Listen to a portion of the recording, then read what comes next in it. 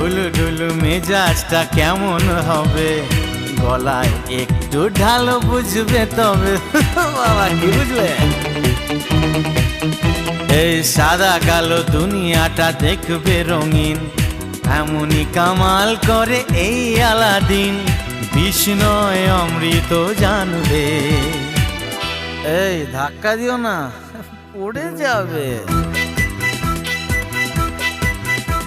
এই আজ আমি মাল ছাড়া কারণ নয়, এইটুকু কে কি নেশা হয়।